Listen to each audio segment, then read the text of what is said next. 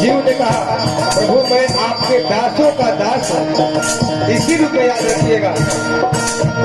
दास अनुदास प्रभु दासों का दास हूँ,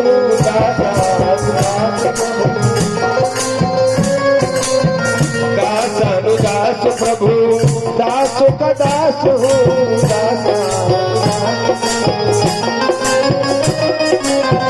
दिन हूँ नवीन दिन और मैं हताश हूँ, दिन हूँ नवीन और दास अनुदास प्रभु दासों का दास हूँ, दिन हूँ नवीन भक्ति दिन और हताश हूँ। ओ प्रत्यक्ष की तरह ओ प्रत्यक्ष की तरह आभास की तरह मुझे याद रखना प्रभु दास की, मुझे याद रखना प्रभु दास की।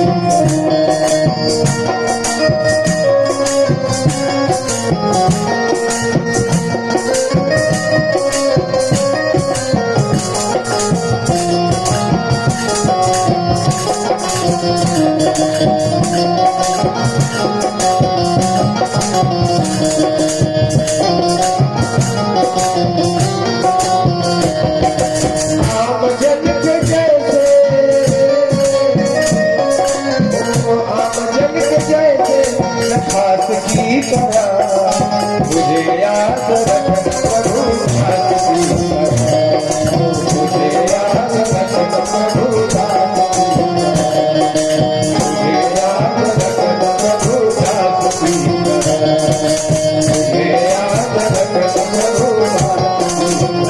मुझे याद रखना प्रभु दास की। बोली वृंदावन बिहारी लाल की। जब हम अपने को नीचे कहेंगे उतने ही भगवान ऊपर उठा देते हैं। भगवान की एक कृपा है, और जो सबसे बहुत ऊपर है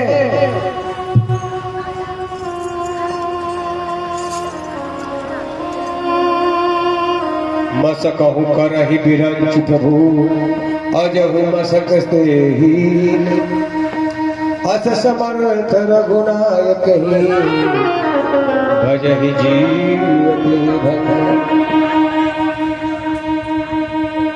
मच्छर को भगवान चाहे तो पहाड़ बना दे, पहाड़ को मच्छर से भी छोटा बना दे। जिस दिन हम अपने को छोटा मानते हैं भगवान उसी दिन महान बना देते हैं। और जब महानता का अभिमान होता है तो फिर मनुष्य गली गली मारा मारा फिरता है, बड़े बड़े लोगों को। इसलिए यदि अपने आप को धन्य चाहते हो तो पिबत भागवतम रसमालयम, आलयम पिबत।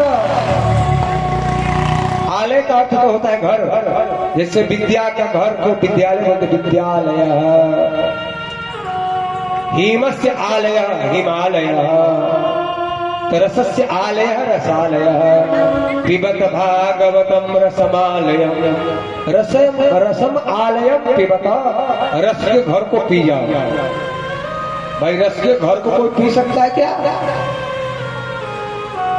बोले घर इसलिए कहते हैं कि पीते पीते मर जाओगे, ये समाप्त होने वाला नहीं है। आलयम पिबत का अर्थ क्या हुआ? लय कहते हैं नाश को। जब तक शरीर नष्ट न हो जाए तब तक बार बार पीते रहो, बार बार पीते रहो। ऐसा नहीं कि एक जगह कथा सुन लिए तो बोले वही बात तो बात कहेंगे। एक ही बात बार बार क्या कहना सुनना। भगवान की कथा जो है ना कभी पुरानी नहीं होती। जितनी बार कहो, जितनी बार सुनो उतनी अच्छी लगती है और उतनी उसमें नवीनता बनी रहती है। मोबाइल में देख सकते हैं। इसलिए पिबत भागवतम रसमालयम मुहुरहो रसिका भूर्भाव कहा। और ज्यादा इसकी व्याख्या न करते हुए आगे बढ़े, नहीं तो फिर इसी में लेक्चर रह जाएगा। ठीक है, हम हमको बैठना नहीं है, हमको इस बात को मैं दोहराए दे रहा हूँ। दो ठो एक ठो इससे हो रहा है, एक ठो उससे हो रहा है। परसों मैं बताया था आप लोगों को। तो आप टीम से हैं? नहीं सर, आप यहाँ क्या हैं? नैमिषारण्य क्षेत्र में मोबाइलवा पकड़िए थोड़ा। नैमिषेस्तुतमानि मासीना अभिवाद्य महामतिं कथामृतरसस्वादो कुशलं शौनको ब्रवीत। नैमिषे निमिषं क्षेत्रे ऋषयः शौनकादयः सत्रं स्वर्गाय लोकाय सहस्रं सममासत। नैमिषारण्य तीर्थ की बात है। वहां पर शौनक आदि 88,000 ऋषिगण एक जगह एकत्रित होकर के और स्वर्ग की प्राप्ति की इच्छा से 1000 वर्षों तक चलने वाले यज्ञ का आयोजन किया। सारे ऋषियों ने उस समय के पौराणिक कथावाचक वेद व्यास जी के शिष्य जिनका नाम लोमहर्षण था, सूत जी को व्यास गद्दी पर बैठा करके और प्रार्थना की। तया खलु पुराणानि सेतिहासानि चानघ आख्यातान्यप्रधीतानि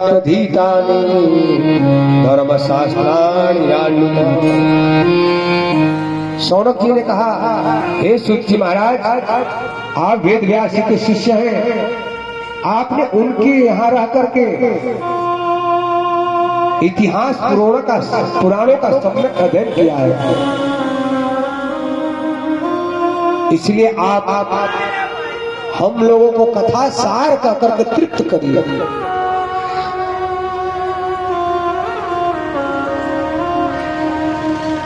भगवान की विभिन्न कथाओं का वर्णन करिए, भगवान की विभिन्न अवतारों लीलाओं का वर्णन करिए, क्योंकि कथा सुनते सुनते हमारी तृप्ति नहीं होती।